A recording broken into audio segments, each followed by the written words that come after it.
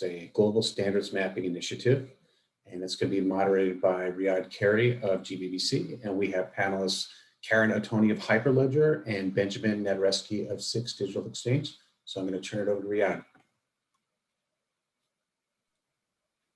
Thank you. Yeah, so we'll be discussing the Global Standards Mapping Initiative. For a little background, I am the Senior Policy Analyst at GBBC.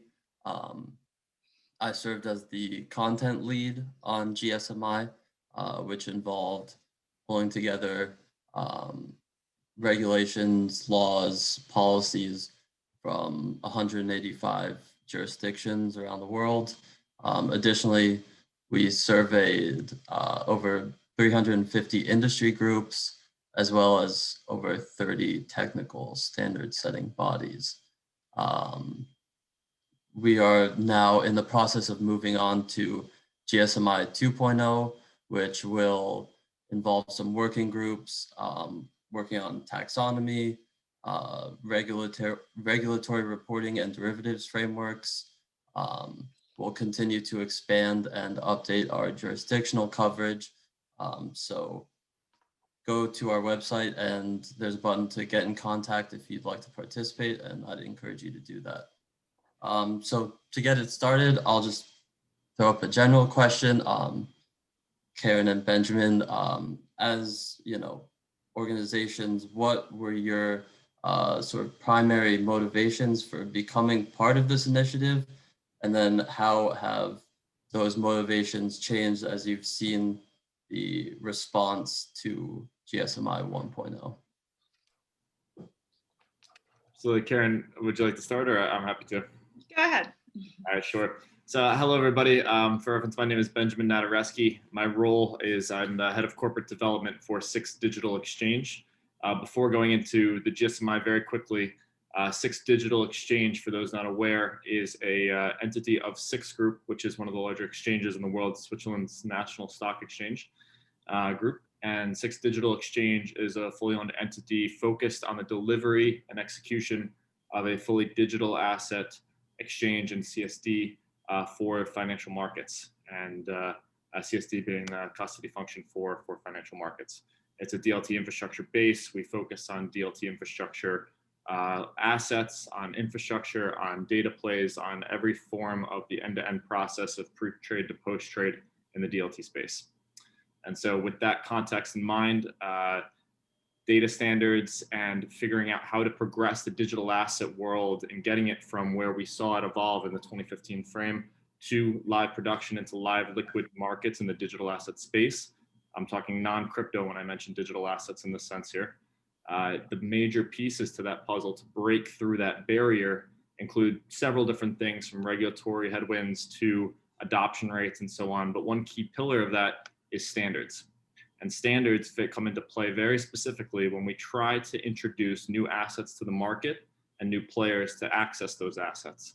And so understanding the standards that exist today and defining standards for tomorrow for all digital assets, again, speaking in general, both crypto and non-crypto here, is that we need to define and understand these digital asset standards, just in the same sense that we have a very comprehensive and very full picture of standards in the traditional financial market space for all regulated assets that trade and that list both in private and public markets. So this effort is a first stab at getting towards that space where everybody trading, everybody working with, and everybody handling digital assets in capital markets are able to actually handle digital assets in the right way. So high level picture of the GSMI of why we're going after it, but I'll pass it over to Karen for introductions and background. Thank you, Ben. And thanks, Riyadh, for having me participate here in the AU blockchain event. I actually went to AU for undergrad, so this is a really nice coming full circle moment for me. It's awesome to be involved in this event. So I'm the director of ecosystem at Hyperledger. What Hyperledger is we are part of the Linux Foundation, which hosts hundreds of open source software development projects. Hyperledger is one of now the blockchain projects, and we are an umbrella organization, really, and a member consortium. We are made up of a community, multiple communities, really, that are building DLT blockchain technologies and tools. And so, of course, we are have a broad view into what's happening in this industry, given the various implementations of in a wide variety of use cases of our technology. We participate in a lot of the different standard groups that are mentioned in the report, as does our community. But our community are really users and implementers of existing standards. Many members of our community also participate in that because they're involved in a variety of organizations. But you know, this is something that we, our community will actively look to what is being developed there in standards and how they can use it as they're building software. Our executive director is Brian Bellendorf, and I believe he actually had a very early involvement in the GSMI when he saw that what Sandra was working on with GBBC and trying to suggest you know, this mapping effort kind of aligned with what the World Economic Forum was talking about doing as well. And so I think, you know, we played a part in helping convene a lot of different actors together, and that's really part of our DNA, is bringing you know, not necessarily in standards, but just something that we sort of do, and Brian kind of does naturally, is we bring competing parties together to work on stuff and to develop and build, and so that's why we got involved. I should mention quickly that Six Digital Exchange is also a proud member of Hyperledger as well. Yes. Yeah, so sort of turning to the report again, drilling down a little bit more, I'm curious to see sort of your reactions to the responses to 1.0. I know I've had conversations with people and they really stress the importance of the taxonomy. And I think we sort of realized later in the process of developing 1.0 how important taxonomy was, especially when you look at like different states in the US are implementing different definitions of really basic terms like smart contracts or blockchain itself. So I'm curious to get your take on possibly any like surprises in terms of what people were interested in, or things that need to be expanded on in the second iteration. Absolutely, Riyad. And actually, for everyone on the call, I'm going to take a step back quickly because everyone might not be familiar with what the GSMI is here. So the GSMI, the Global Standards Mapping Initiative, launched directly by the Global Blockchain Business Council, was in partnership with a number of major institutions, including Hyperledger, Accenture, SDX, ING, the Global Digital Finance, the Milken Institute, MIT, Latham & Watkins Law Firm. There's a lot of major players that contributed to this report. And the overall goal, as we talked about, this type of standards mapping is all focused around understanding what exists today in the regulatory and jurisdictional space in the digital ledger and digital asset industry. So this report in its first version, as Riyad mentioned, in this first 1.0, referenced over 185 jurisdictions with over 379 industry groups participating. Also, there was 2 versions of this, both a legal and regulatory, and a technical paper that was released. And on the technical side, 30+ technical standard setting entities were involved in that report. So this is really one of the most, as someone who's been involved with, you know, my background comes from institutions such as R3 and DrumG, another blockchain startup, and also from capital markets in the past. As we've watched this from the start, this is, from my opinion, the first non-biased, fully collaborative global initiative that is looking to map each of these jurisdictions across the board. And more importantly, it's free, it's open source, and open access for everybody. So if you go on the website for GSMI, you're able to actively see, without any registration or anything, you go on there and see all of the different jurisdictions that we've looked at and mapped out, over 185. And you can see how they handle DLT regulation and digital asset law. And that allows for a standard to be set to say, okay, well, if I want to do business as SDX in Switzerland with an entity in Japan. If I want to get a basis for understanding where they're coming from on the regulatory side, I can immediately go and say, oh, well, let's see, they're looking at this in a similar way to us or not. And so for everyone on the call, that's a resource directly as a resource for everyone to look at. And from that point, and I'll take the jump to Red's question here, the next steps that we saw in kind of the response to 1.0 was exactly that on the taxonomy front. An immediate kind of green thumb, something that stuck out immediately to everybody was, wait a minute, we're not all talking about the same thing when I say digital assets or when I say crypto assets, or if I say distributed ledger and you say blockchain. There's so many different across the board. And if you're a very heavily in technical, there are the perfect logical way to say things as the ways that the developers intended them to. But as far as the rest of the business world goes, a lot of it gets lost in definition. So one of the major recommendations and major findings that we saw from 1.0 is to now into 2.0, aim to try to nail down that taxonomy.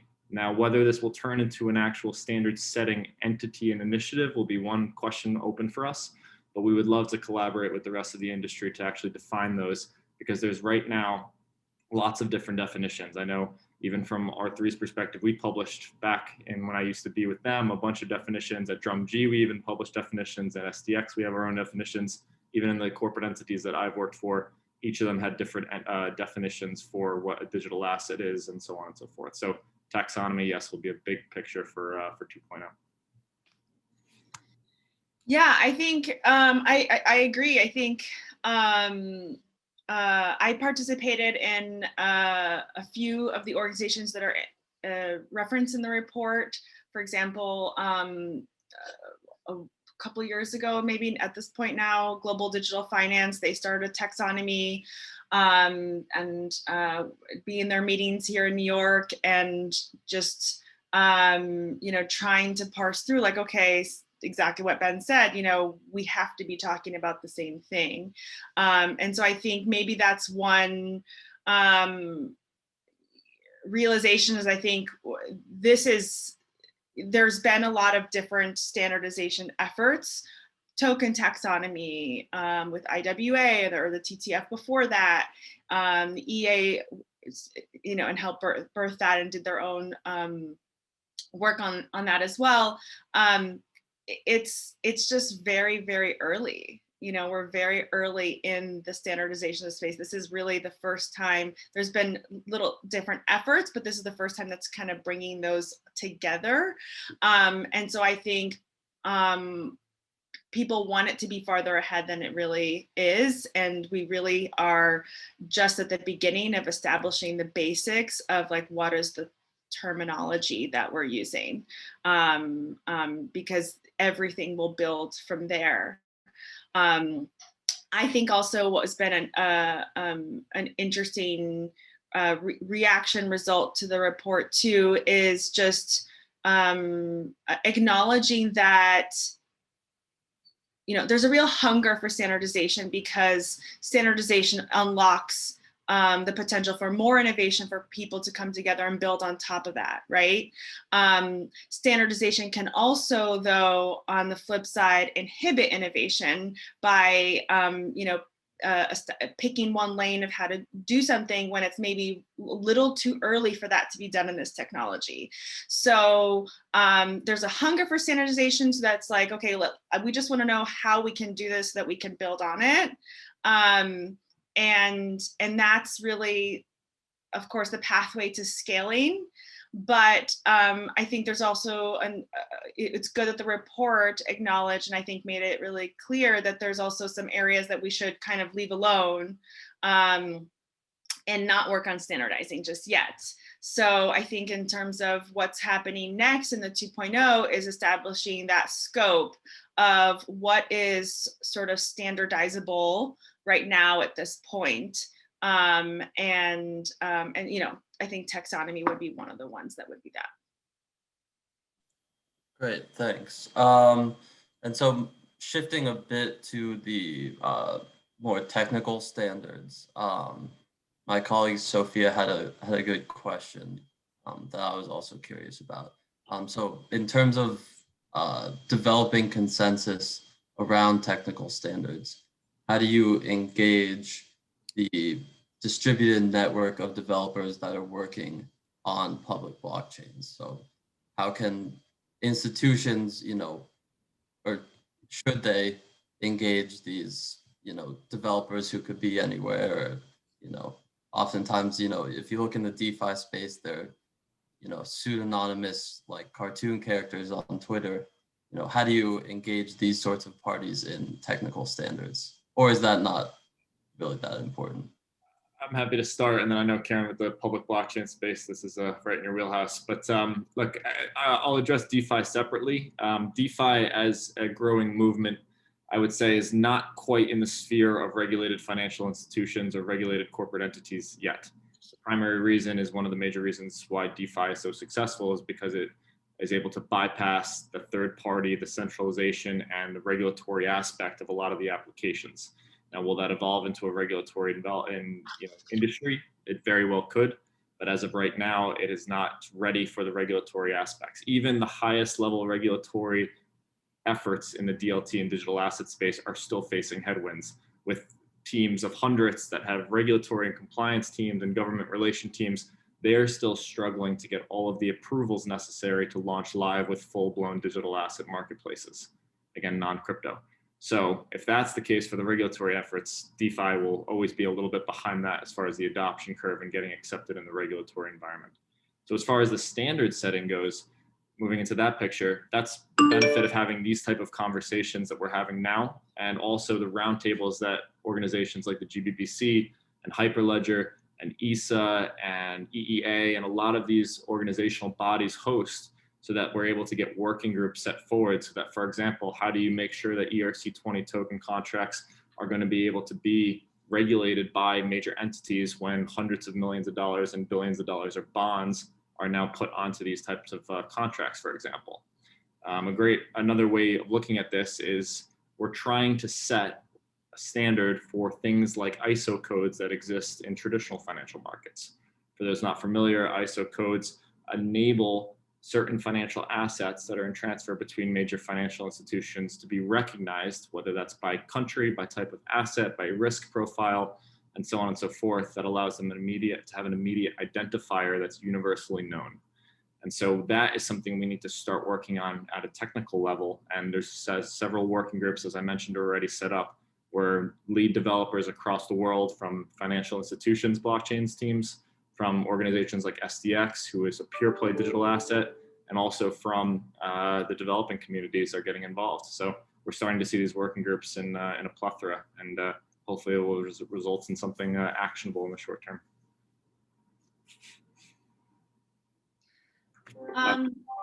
I don't think that's figured out. So I think that's actually a challenge, how to engage with the various communities. This is, I think this mapping initiative is that effort.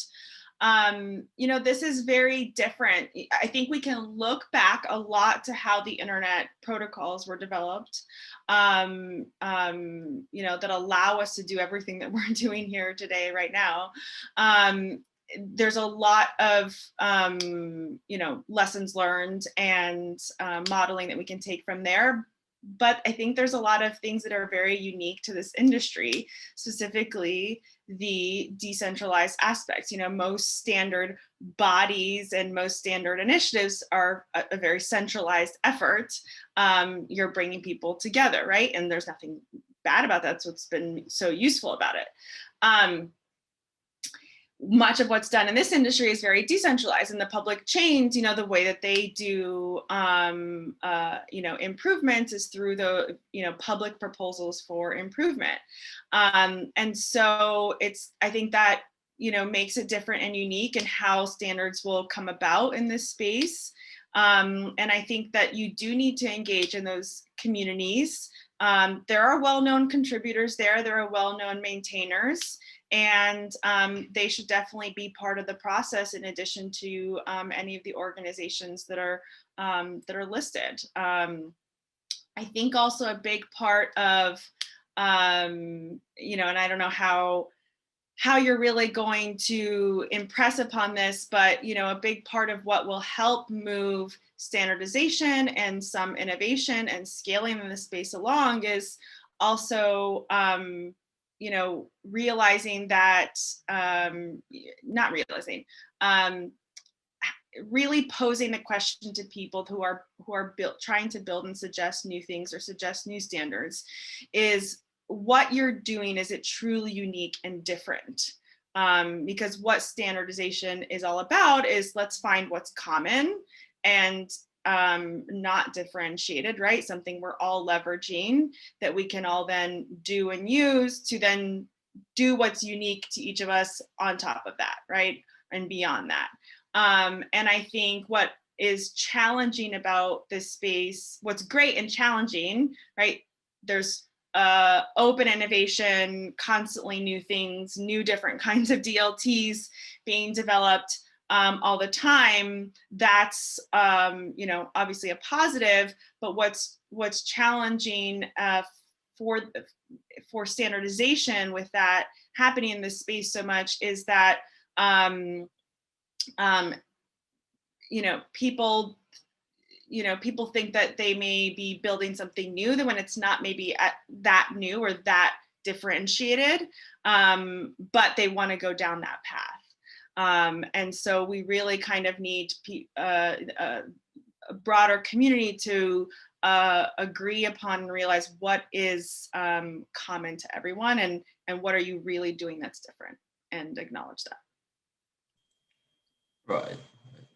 So it looks like we have about 5 minutes left, and I have a question from the audience. They asked, U.S. representatives introduced the Token Taxonomy Act. Sort of what effects do legislative efforts of this nature have on developing taxonomy for the space? And how, generally speaking, how do you feel about, you know, government stepping in to create these taxonomies? Is it too early, or is it, you know, or is it good? Absolutely. So absolutely, the government and regulatory efforts will drive and continue to drive the adoption of mainstream regulated use for digital assets. Now, we're not just talking about blockchain in general, use cases in general here. For this piece of the conversation, very specifically, capital markets, digital asset flow, and the financial services applications. In the Token Taxonomy Act, yes, things like that and other efforts across the board, for example, that have been driven both from a lobbying perspective and by individual legislators, specifically here in the US, these type of efforts will be able to drive adoption levels much faster than any individual organization group will. The best part about having these type of organizations and groups assemble is to be able to have feedback, edit, and offer direct consultation in some cases to legislators writing these laws up. And obviously, these laws come in two ways. Some countries, you look at Singapore and Switzerland, are very proactive in creating DLT infrastructures and frameworks that allow regulatory, things that allow them to spur activity much faster. While we've seen in the US, it's been very reactive. So it's a two-way street, both what's going on in the industry affecting how the laws are written around that, and how the laws are written directly as proceed what's expected to come. So that's one of the reasons why we map so many jurisdictions, is because of the fact that anybody doing digital asset business must follow those exact regulations from the government. And you can see the 185 plus in the DSSMI effort. It's all across the board, from completely banning them to having them fully come here, come do your business. We don't even care about the regulations. Just come on and bring your money here. I mean, it's really full spectrum across the globe now. So the best thing we can do as industry groups, leaders, experts, is to bring our findings and bring our research and bring our opinions directly to regulators, both on a US basis and global basis, to give our best opinions forward. Yeah, I completely agree. The best regulation that really helps foster the growth of an ecosystem is when it's really collaborative, has that feedback loop, and some jurisdictions that's happening, and some it isn't as much. In the US, there is the Digital Chamber of Commerce that has been doing a lot of work in that effort, and works closely with a lot of regulators and involves them in that effort. So I think that's the way you're going to get regulation that really helps drive building this ecosystem further.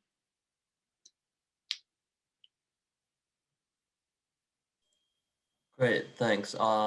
Looks like we have about 2 minutes left. If you have any closing thoughts, feel free to share. Should we? Yeah, I think we're excited for what's to come. You know, this has been a Herculean effort to bring all of this information together in one space with all the jurisdictions that Benjamin was mentioning, and all the different organizations that contributed or were consulted. It's pretty huge, and nowhere before did you have somewhere where you could say, hey, you know, what is the Ukraine's regulations on this? You'd have to do a ton of research, talk to a lot of people. So it's amazing that we have this resource now, and it's really exciting to see how we can further develop it and make it even more useful for you know, really helping the blockchain DLT ecosystem to grow and see more use cases there that have social impact. I completely agree with Karen. I would challenge everybody on the call, especially those working directly in the digital asset and DLT space, to go check it out. How does it represent the jurisdiction in which you're doing business in, or the jurisdiction in which your partners are doing business in? I mean, offer feedback. This is obviously version 1.0, and we would love to see this evolve into a truly global, collaborative, open source, and again, free effort we want everybody to engage in. This could really be a next big step for standard setting in the DLT industry, which we're very excited for. But nonetheless, thank you to American University and to the Global Blockchain Business Council for having us, and looking forward to seeing everyone again soon. Yes, thank you so much for having us here. Thank you, guys. Hey everybody, so that wraps up our 3rd annual blockchain forum. Just kind of on a personal note, I'm something of a newbie to the blockchain space. I joined our forum a couple of months ago. This is my first forum. It was a great experience, I think, for everybody. We had a great slate of speakers with really interesting topics. We talked about some use cases that I don't think maybe everybody had heard before. Like anything that goes really well, there's a whole bunch of things behind the scenes. And I'd like to do some thank yous. First of all, I want to thank you, our co-host at GBBC. It's been great working with you. You lined up some great speakers and some great topics. Thank you very much. We're looking forward to working with you again. I want to thank my blockchain co-director, Bob Cecina, for being the driving force behind a lot of what happened today. And there's an entire phalanx of people behind the scenes. I'd like to thank some of them for making today happen. Elizabeth Thomas, Ali Years, Carrie Muscal, Caitlin Herrick, and Polina Belinskaya. So thanks to everybody for working on this, participating, moderating, hosting panelists. It's been a great experience. I'm going to turn it over to Elizabeth Thomas to close things out. I actually have to go because I have to teach. So duty calls. It's been a pleasure, everybody. I hope to see you again real soon.